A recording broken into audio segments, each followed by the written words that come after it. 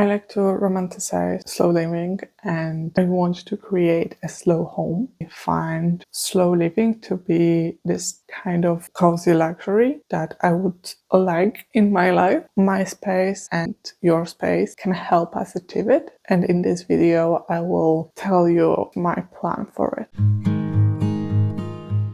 Hi, I'm Maya. I'm a designer and I help you create beautiful spaces that feel good and that support your lifestyle. Lifestyle changes are perceived as something big that you need to throw everything in and you need to make big changes, everything at once to create a new life. It's a huge transformation and it will influence everything in your daily life. But I would say that it's the other way around and that those smaller elements of our daily routines and of our daily lives impact how our overall life looks like. And if we want to change the bigger picture, we need to start small from those more mundane and maybe less exciting things. I would say that the slow home supports being present. It's based in intentionality in your choices and in your actions in this home.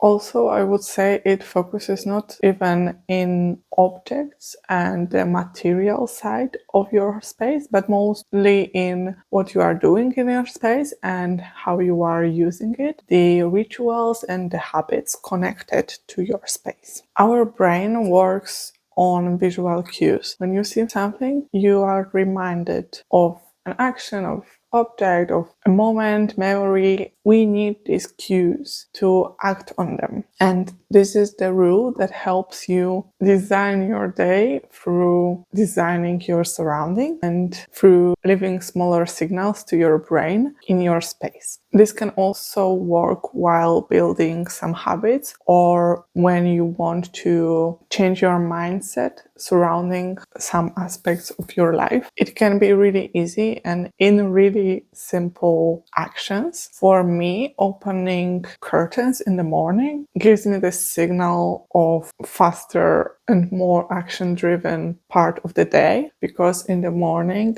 I have slower morning routine that is more grounded and I need some time to wake up. So the moment when I open the curtains is the moment when this morning routine stops and I'm entering the next phase of the day. It's more action driven then and it speeds up. The same goes to the evening. When I close the curtains, it's a signal to my mental state that work day is finished and it's time to relax. I want my slow living to be intentional and I want it to be mindful, to be beneficial to my mental health. And personally, it's easy for me to lay around the whole day and feel unmotivated and feel like I'm wasting my time, like scrolling my phone on sofa or something like this. So this is also why my morning routine is really important to me. It sets my day up and right now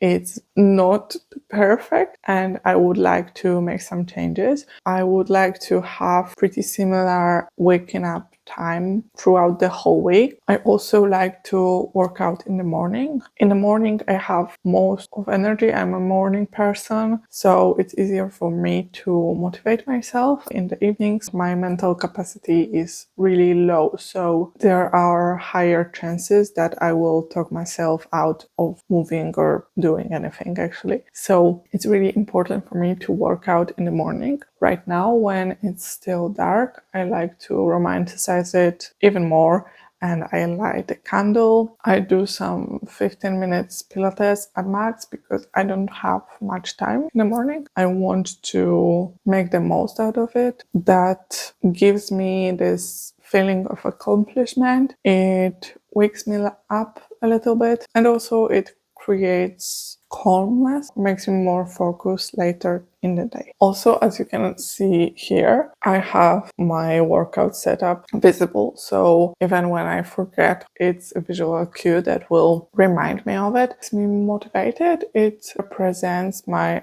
aspirations. Some time ago, I was doing morning pages, and this practice where you write down 3 pages each morning. It doesn't have to make sense. Throwing out your thoughts from your mind. I love writing, and it's something that I really enjoy. It also gives me this opportunity to throw out some of my thoughts. I'm a huge overthinker, so it really helps. Also, it helps me to remind myself of some stuff that I was planning or that just got lost in this brain of mine. I would like to make it more of a habit and do it more regularly, just sitting down with a pen and a paper and writing to clear my mind before stepping into the day. It really switches how my day goes. How this resonates in my space and how I want to incorporate it is having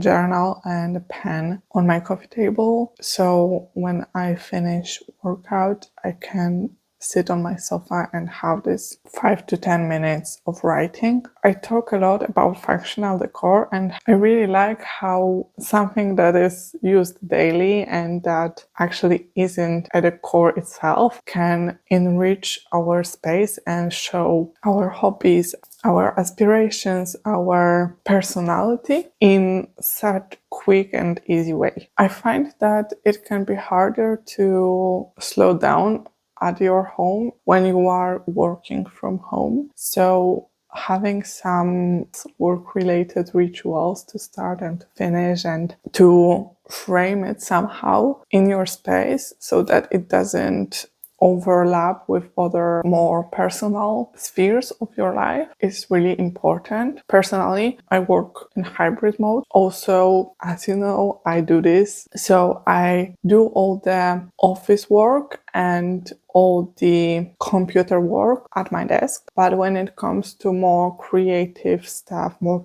personal stuff, I do it either on my sofa or by dining table, and it gives me this separation and it helps my brain to think more creatively, focus more on those personal stuff and not to overlap with work. And if you have similar situation, if you work from home, it's really important and it's really beneficial to have separate spaces. A good solution that we have at our home for the workspace of my partner. He works fully remotely and he has his work set up in our bedroom, but we have installed some curtains in the middle of the room to separate those spaces. When it comes to rituals and habits that I would like to create, there are some stuff that I'm not really good at and I need to work on, and mostly it concerns the screen time. Most of the days I eat with my phone or by the computer or watching something,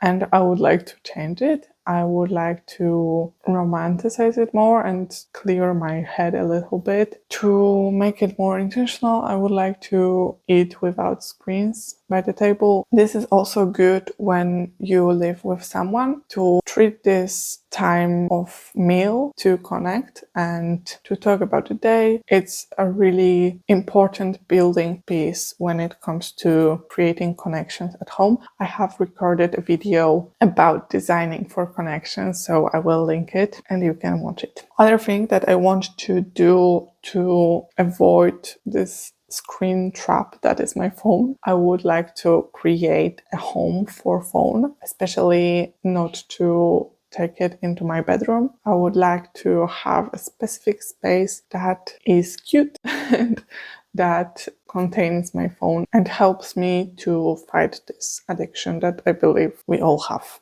We have talked about morning rituals, so I also have some afternoon rituals that help me create this slow home, and one of them is having books as decor. This helps me to grab a book instead of a phone and to read. It's not perfect. You still have to put some effort into it, but it gives you this opportunity and this visual cue to make this change and to spend more time reading or doing something without screens. In the afternoon or in the evening, I like to have a 10 to 15 minutes cleaning session to make sure that I will wake up in beautiful, clean space that won't interrupt my morning ritual. Thanks to this, clutter doesn't pile up and I can easily maintain my home. It's pretty simple. I just put away all the things that are laying around on